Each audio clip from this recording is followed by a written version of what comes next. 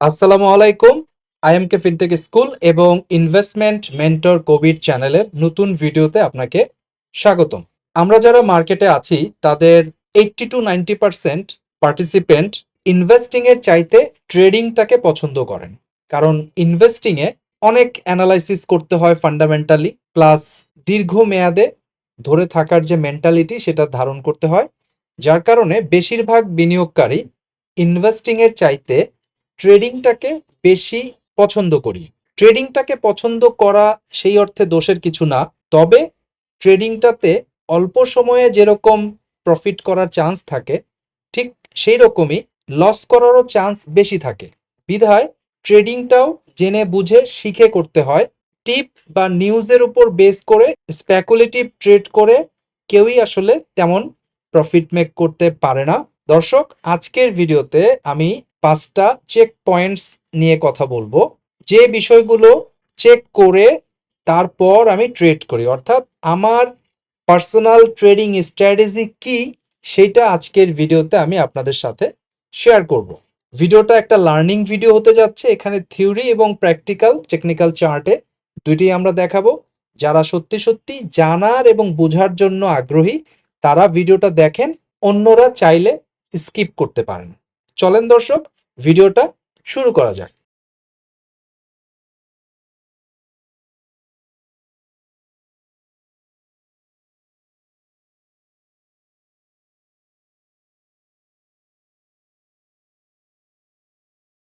Trading এর জন্য আমি যে 5টা জিনিস চেক করি তার মধ্যে প্রথম যে জিনিসটা সেটাকে আমি বলছি হাইজিন চেক।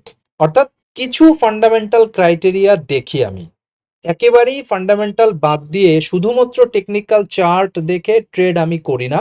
আমি যে শেয়ারগুলোতে ট্রেড করি, মানে 7 দিন, 15 দিন, 1 মাস বা 2 মাস বা 3 মাসের জন্য যদি আমি কোনো শেয়ার কিনি ট্রেডের জন্য, অবশ্যই সেখানে টুকটাক ফান্ডামেন্টাল চেক আমি করি। প্রথম যে জিনিসটা আমি এনশিওর করি যে আমি এ ক্যাটাগরির শেয়ারে ট্রেড করি। এ ক্যাটাগরির বাইরে আমি অন্য কোনো শেয়ারে তাকাই না।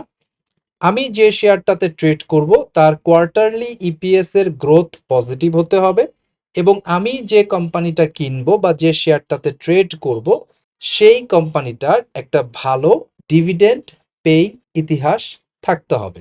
মিনিমাম এই কয়টা ফান্ডামেন্টাল প্যারামিটার যদি কেউ পাস করতে পারে তাহলে ওই স্টকে আমি ট্রেড করব। সো আমার প্রথম চেক পয়েন্ট হচ্ছে হাইজিন চেক, যেটাকে আপনি ফান্ডামেন্টাল বলতে পারেন। সেকেন্ড চেক পয়েন্টটা হচ্ছে মোমেন্টাম এবং মার্কেট কনটেক্সট চেক পয়েন্ট। আমি যদি ট্রেড করতে চাই শর্ট টার্ম ট্রেড, তাহলে অবশ্যই মার্কেট কনটেক্সট পজিটিভ হতে হবে। মার্কেট যদি নেগেটিভ কনটেক্সটে থাকে, বেয়ারিশ মোডে থাকে, তাহলে আমি ট্রাই করব কোনো ধরনের ট্রেড না করে টাকা সাইডলাইনে নিয়ে যেতে অথবা ভ্যালু ইনভেস্টিং চলমান রাখতে। কিন্তু যদি আমি শর্ট টার্ম ট্রেডিং এর চিন্তা করি বা মোমেন্টাম ট্রেডিং এর চিন্তা করি, তাহলে অবশ্যই মার্কেট পজিটিভ কনটেক্সটে আছে কিনা সেটা আমি খেয়াল করব। মার্কেট যদি পজিটিভ কনটেক্সটে থাকে তাহলে এটা আপনার ট্রেডিং এ টেইল উইন্ড হিসাবে কাজ করবে, আর যদি নেগেটিভ মার্কেটে আপনি ট্রেড করার চেষ্টা করেন এটা আপনার হেড উইন্ড হিসাবে কাজ করবে, অর্থাৎ স্রোতের বিপরীতে সাঁতার কাটার মতো অবস্থা ঘটাবে। তো আমরা মার্কেট কনটেক্সটের সাথে মোমেন্টাম কনটেক্সটও চেক করি। মোমেন্টাম কনটেক্সটে আমরা এটা দেখতে চাই স্টকটা পজিটিভ মোমেন্টামে আছে। এটা করার জন্য আমরা দুইটা কাজ করি।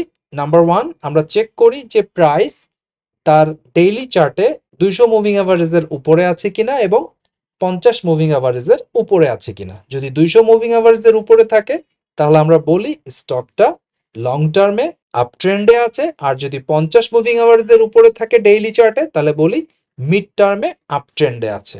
এবং আমরা এও চাই 50 ডেজের মুভিং অ্যাভারেজটা যেন অবশ্যই 200 ডেজের মুভিং অ্যাভারেজের উপরে অবস্থান করে। এই পয়েন্ট দুইটা টেকনিক্যাল চার্টে আমরা এখন একটু দেখব। দর্শক, স্ক্রিনে উদাহরণ হিসাবে আপনি সিটি ব্যাংক দেখতেছেন। এর মানে এই না যে এই সিটি ব্যাংক কিনতে বা বিক্রি করতে কোনো ধরনের পরামর্শ, সাজেশনস বা নির্দেশনা আমরা দিচ্ছি। আমরা শুধুমাত্র লার্নিং পারপাসে এই ভিডিওর কনসেপ্টটা বোঝানোর জন্যই আমরা এখানে এসেছি। এই স্টকটাতে আমরা অতীতে ট্রেড করেছিলাম, এই মুহূর্তে আমরা ট্রেড করছি না। স্ক্রিনে আপনি দেখেন বছরের প্রথম কোয়ার্টারে 25 সালের প্রথম কোয়ার্টারে এই স্টকটা ইপিএস একটু কম ছিল। সেকেন্ড কোয়ার্টারে তাদের ইপিএস এর গ্রোথ হয়েছিল 17.95%। তৃতীয় কোয়ার্টারে 84.67% এর গ্রোথ ছিল। অর্থাৎ এই স্টকটাতে আমরা যদি জুলাই, আগস্ট, সেপ্টেম্বর, অক্টোবর থেকে শুরু করে ডিসেম্বর পর্যন্ত ট্রেড করতে চাইতাম, তাহলে আমাদের যে ফান্ডামেন্টাল ক্রাইটেরিয়া সেটা কিন্তু ম্যাচ করত। প্লাস এই স্টকটা একটা এ ক্যাটাগরির স্টক, প্লাস এই স্টকটা দীর্ঘদিন ধরে ঐতিহাসিকভাবে ভালো ডিভিডেন্ড পে করছে। সো ফান্ডামেন্টাল ক্রাইটেরিয়া আমরা অলরেডি চেক করে ফেললাম, আমাদের হাইজিন চেক হয়ে গেল। এখন আমরা মোমেন্টাম চেকটা করব। সেই ক্ষেত্রে আমরা এখন টেকনিক্যাল চার্টে যাব। স্ক্রিনে আপনি টেকনিক্যাল চার্ট দেখতে পারতেছেন। আমাদের এই টেকনিক্যাল চার্টে দুইটা লাইন আপনি দেখছেন। এই ইয়েলো কালারের লাইনটাকে আমরা 200 মুভিং অ্যাভারেজ বলছি, 50 ডেজের মুভিং অ্যাভারেজ হচ্ছে এই রেড কালারের লাইনটা। সো আমরা কি বলেছিলাম, প্রাইস 50 দিনের এবং 200 দিনের উপরে থাকতে হবে। সেই বিবেচনায় এই জায়গাটায় আপনি একটা এন্ট্রি পেতে পারেন এবং এই জায়গাতেও আপনি একটা এন্ট্রি পেতে পারেন। বাকি বিষয়গুলো একটু পরে আমরা আলোচনা করব। চলেন এখন 3 নাম্বার চেক পয়েন্টটা দেখে নেই। আমরা জানি প্রত্যেকটা স্টক 4টা স্টেজে সাইকেল সম্পূর্ণ করে এবং রিপিট করে। প্রথম স্টেজটা হচ্ছে স্টেজ 1, তারপর স্টেজ 2, স্টেজ 3, স্টেজ 4, আবার স্টেজ 1, আবার স্টেজ 2, স্টেজ 3, স্টেজ 4, এরকম করেই করতে থাকে। সো যেহেতু আমি ট্রেডিং করব, আমি অবশ্যই এই স্টেজ 1 বা যেটাকে আমরা অ্যাডভান্সিং ফেজ বলি, এই স্টেজেই আমি ট্রেড করার চেষ্টা করব। স্টেজ 1টাকে বলা হয় বেজ এরিয়া, স্টেজ 2টাকে বলা হয় অ্যাডভান্সিং ফেজ, স্টেজ 3টা হচ্ছে ডিস্ট্রিবিউশন অথবা টপ এরিয়া, স্টেজ 4টা হচ্ছে ডিক্লাইনিং ফেজ। এখন আমরা চাই শুধুমাত্র স্টেজ 2তেই ট্রেড করতে, কারণ স্টেজ 3তে আমি যদি জয়েন করি তাহলে এখানে সাইডওয়েতে পড়ে যাব, আর যখন স্টেজ 3 শেষ হবে আমি বিশাল বড় ধসের সম্মুখীন হব। কেউ যদি স্টেজ 2তে ট্রেড করেন উনি প্রফিটে থাকবেন, আর যদি স্টেজ 4এ ট্রেড করেন তাহলে উনি আসলে বারবার উনি অ্যাভারেজের খপ্পরে পড়বেন, উনি সেইভাবে প্রফিট করতে পারবেন না, উনি লস মেকিং ট্রেডার হবেন। এবং আমাদের দেশে যারা ট্রেডে লস করছেন তাদের মূল কারণ তারা স্টেজ 4এ কাউন্টার ট্রেড করছেন। অর্থাৎ স্টেজ 2তে যখন শেয়ারের দাম বাড়ছে তখন তার মনে হয় এই শেয়ারটা অনেক দাম বেড়ে গেছে, যার কারণে আমি কিনবো না। ঠিক একইভাবে যখন স্টেজ 4এ দাম কমতে থাকে তখন উনি মনে করে কিছুদিন আগে আরো বেশি দামে ছিল, এখন কিনলে হয়তো বা কম দামে কিনতেছি। এই যে কম দামে কেনার যে টেন্ডেন্সি, এই টেন্ডেন্সির কারণে তারা স্টেজ 4এ শেয়ার কিনে মোটামুটি ধরা খায়। সো আমরা বলতেছি যে আমাদের 3 নম্বর চেক হচ্ছে স্টেজ অ্যানালাইসিসের চেক, এবং আমরা অবশ্যই স্টেজ 2 এর স্টক খুঁজবো এবং স্টেজ 2তে পেলে কিনবো, আদারওয়াইজ আমরা কিনবো না। চলেন স্টেজ 2 এর ব্যাপারটা আমরা চার্টে দেখে নেই। এই যে চার্ট আপনি দেখতেছেন, এই চার্টে আমরা এই জায়গাটুকুকে আমরা বলতেছি স্টেজ 1। স্টেজ 2 কমপ্লিট করলো, এরপরে আমরা এই জায়গাটাকে স্টেজ 3 বা টপ এরিয়া বলতেছি। এরপরে তার স্টেজ 4 সে এখানে কমপ্লিট করলো, এরপরে সে কিন্তু আবার এখানে স্টেজ 1 কমপ্লিট করে সে নতুন করে স্টেজ 2 শুরু করলো এই জায়গাটাতে। তো ট্রেডিং এর জন্য আমরা স্টেজ 2 এর স্টার্টিং মোমেন্টে কিনবো।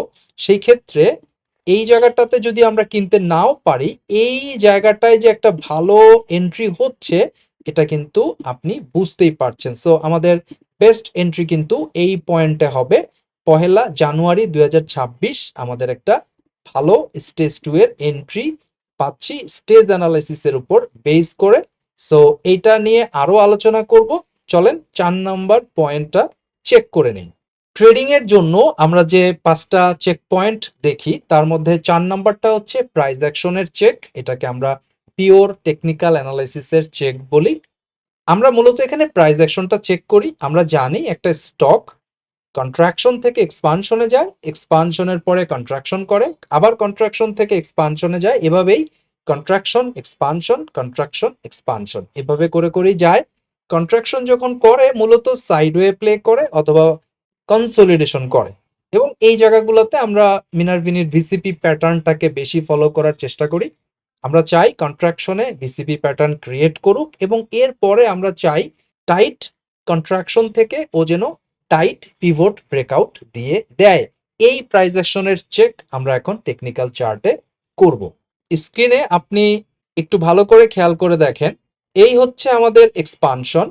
এক্সপানশনের পরে আপনি এই পেয়েছেন হচ্ছে প্রাইস কারেকশন। এই পর্যন্ত প্রাইস কারেকশন পেলেন। এরপর আপনি ভালো করে খেয়াল করে দেখেন, এই স্টকটা তার ভোলাটিলিটি কন্ট্রাক্ট করা শুরু করলো, তার ভোলাটিলিটি কন্ট্রাকশন প্যাটার্ন করলো, তার ভোলাটিলিটি আস্তে আস্তে কমতে থাকলো, সে সাইডওয়ে প্লে করছে, একটা রেঞ্জের ভিতরে টাইট কনসোলিডেশন করছে। এরপর হঠাৎ করে সে কিন্তু এই কনসোলিডেশনটা ব্রেক করবে। সেই কনসোলিডেশনের ব্রেক আপনি পেয়েছেন এই ক্যান্ডেলটাতে। এই ক্যান্ডেলটা হচ্ছে 24শে ডিসেম্বর 2025। তার মানে এই স্টকটা টাইট কনসোলিডেশন ব্রেকআউট দিয়েছিল 24শে ডিসেম্বর 2025 এবং ওই দিন স্টকটা তার 200 দিনের মুভিং অ্যাভারেজ এবং 50 দিনের মুভিং অ্যাভারেজের উপরে ছিল।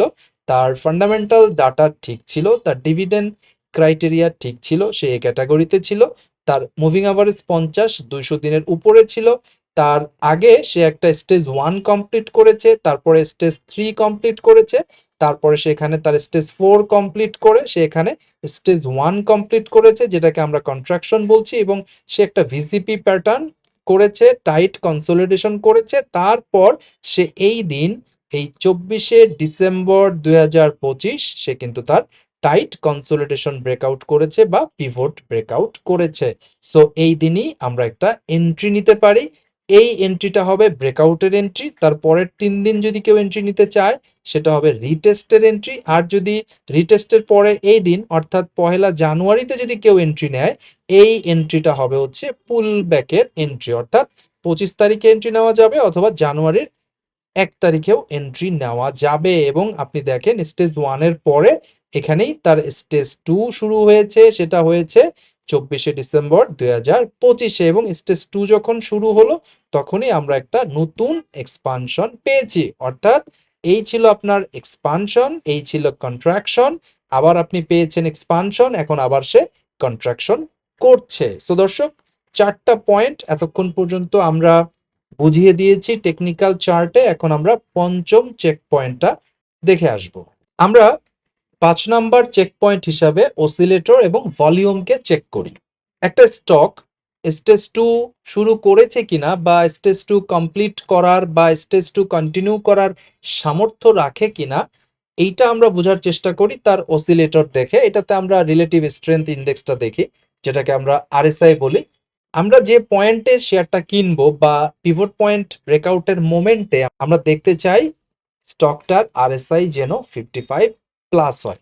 এছাড়াও আমরা ভলিউম চাই, কারণ আমরা বিশ্বাস করি বা টেকনিক্যালি আমরা জানি যতক্ষণ পর্যন্ত ভলিউম স্পাইক না করবে, যতক্ষণ পর্যন্ত ইনস্টিটিউশনাল ফুটপ্রিন্ট আপনি চার্টে না পাবেন, ততক্ষণ পর্যন্ত স্টেজ 2 শুরু হয়েছে বলে আমরা ধরবো না। এবং যদি স্টেজ 2 কে আপনি সাস্টেইন করতে চান, যদি কন্টিনিউ রাখতে চান, তাহলে ভলিউম স্পাইক লাগবে। প্রাইস অ্যাকশনের বেসিক ফর্মুলা হচ্ছে এটাই। সো আমরা চাই যেদিন পিভট ব্রেকআউট হবে ওই দিন আরএসআই যেন 55 প্লাস থাকে এবং ভলিউম যেন 1.5 অথবা 2x হয় তার 20 দিনের মুভিং অ্যাভারেজের চাইতে। চলেন চার্টে এই জিনিসটা দেখে আসি। দর্শক, স্ক্রিনে আপনি দেখছেন যে আমাদের টাইট পিভট ব্রেকআউট আমরা পেয়েছিলাম 24শে ডিসেম্বর 2025 এবং 1 জানুয়ারি 2025-এ। তো এই হচ্ছে আমাদের 24শে জানুয়ারি 2025।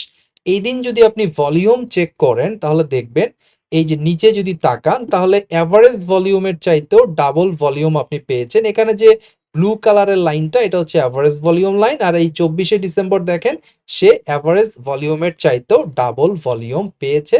প্লাস আপনি যদি জানুয়ারি মাসের 1 তারিখে দেখেন তাহলেও ডাবল ভলিউম না পেলেও 1.5x ভলিউম আপনি দেখতে পেয়েছেন। প্লাস পরের দিন যদি আপনি 4 তারিখেও শেয়ারটা বাই করেন সেই ক্ষেত্রেও আপনি দেখেন অ্যাভারেজ ভলিউমের ডাবল ভলিউম আপনি পেয়েছেন। এবং আপনি যদি আরএসআই চেক করেন তাহলে দেখেন 24 ডিসেম্বর 2025 আরএসআই কিন্তু 60। এই আরএসআই এর রিডিংটা আপনি এখানে পাবেন, এই জায়গাটা একটু খেয়াল করেন। এই জায়গাটা একটু ভালো করে খেয়াল করেন। আমি 24 তারিখে মাউসটা নিয়ে রেখে দিয়েছি। আরএসআই দেখেন 60.91। আপনি যদি 1 তারিখে বাই করেন আরএসআই 60.33। আপনি যদি 4 তারিখে বাই করেন আরএসআই 70, অর্থাৎ আরএসআই 55 এর বেশি দরকার, সেটা আমরা 24 তারিখেই পেয়েছি। সো আমাদের এই আলোচনার প্রেক্ষিতে আপনি বুঝতেই পারছেন এই 24 তারিখে আমাদের একটা প্রপার এন্ট্রি হবে। 5টা চেক পয়েন্ট পাস করে আমরা একটা পারফেক্ট এন্ট্রি নিতে পারতাম 24 তারিখে, তারপরে 1 তারিখে এবং 4 তারিখেও আমরা পারফেক্ট এন্ট্রি নিতে পারতাম, এবং এই পারফেক্ট এন্ট্রি নেওয়ার ফলে আমরা যে পরিমাণ প্রফিট মেক করেছি সেটা হচ্ছে এই টোটাল মুভটা আমরা পেয়েছিলাম প্রায় 35%, এবং সেটা খুব একটা বেশি দিন সময় লাগে নাই। এই মুভটার জন্য মূলত সময় লেগেছিল মাত্র 69 ডেজ অথবা 2 মাস 9 দিনের মতো একটা সময় লেগেছিল। ট্রেড করার ক্ষেত্রে আমরা অবশ্যই আমাদের এই 5টা চেক পয়েন্ট ফুলফিল করার চেষ্টা করি। এটা ঠিক যে সবসময় যদি আপনি এই 5টা চেক পয়েন্ট ফুলফিল করতে চান তাহলে হয়তোবা আপনি ফ্রিকোয়েন্টলি অত বেশি ট্রেড করতে পারবেন না। দর্শক, ইনফ্যাক্ট আমরা ফ্রিকোয়েন্টলি অত বেশি ট্রেড করতে চাইও না। আমরা চাই কোয়ালিটি ট্রেড করতে। ট্রেডের পরিমাণ বা ওভার ট্রেডিং করা আমাদের লক্ষ্য এবং উদ্দেশ্য নয়।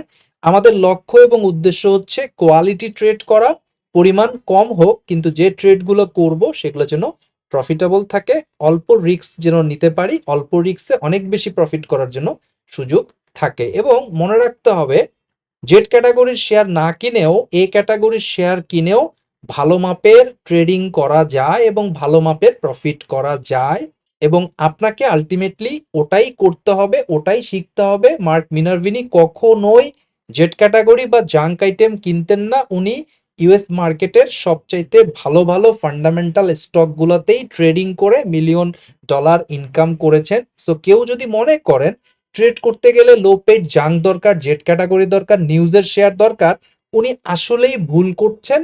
উনি লস করছেন এবং ভবিষ্যতেও লস করবেন। সময় থাকতে আমাদের উচিত ভুলগুলো থেকে বের হয়ে সঠিক রাস্তায় যাওয়া এবং কিভাবে প্রফেশনাল ট্রেডাররা ট্রেড করে সেটা শিখে নেওয়া। আজকের ভিডিওতে আমরা একটা স্টকে ট্রেডের জন্য এন্ট্রি নেওয়ার ক্ষেত্রে যে 5টা চেক পয়েন্ট খেয়াল করি এই বিষয়টা প্র্যাকটিক্যালি বোঝানোর চেষ্টা করেছি। আশা করছি আপনি বুঝতে পেরেছেন। তবে এন্ট্রিটাই তো আসলে সব নয়। ট্রেডের ক্ষেত্রে এন্ট্রি একটা পার্ট, কিন্তু আরো কিছু জানার দরকার আছে। যেমন ট্রেডে সাকসেসফুল হতে চাইলে আপনাকে জানতে হবে কি কিনবো, কতটুকু কিনবো, কখন লস টেক করব, কখন কিভাবে প্রফিট বুক করব এবং কখন ক্যাশে বসে থাকবো। এই বিষয়গুলো প্রপার না জেনে না বুঝে ট্রেড করতে আসলে শুধুমাত্র নিউজ বা টিপসের উপর ট্রেড করলে আমরা লসের সম্মুখীন হব। অতীতে আমাদের বাপ চাচারা বড় ভাইয়েরা তাই করেছে, আমরাও করছি। সো আশা করছি এই অন্ধকার থেকে বের হয়ে আমরা আলোর পথে যাব, এবং এই আলোর পথে যাওয়ার জন্য আমাকে ছোট্ট একটা কাজ করতে হবে। সেটা হচ্ছে নিজেকে প্রশ্ন করতে হবে আমি কি শিখতে রাজি কিনা। আমি যদি শিখতে জানতে না রাজি থাকি তাহলে আমার অবশ্যই সঞ্চয়পত্র বা এফডিআর বা ডিপিএস এর বাইরে যাওয়া যাবে না। আর যদি আমি মনে করি যে আমি শিখবো না তারপরও জোরপূর্বক ট্রেড করব, তাহলে আমি যে টাকা লস করব এটা চোখ বন্ধ করে আমাকে মেনে নিতে হবে। আগামী ভিডিওটি দেখার আমন্ত্রণ জানিয়ে আজকে এখানেই বিদায় নিচ্ছি। সবাই ভালো থাকবেন। আল্লাহ হাফেজ।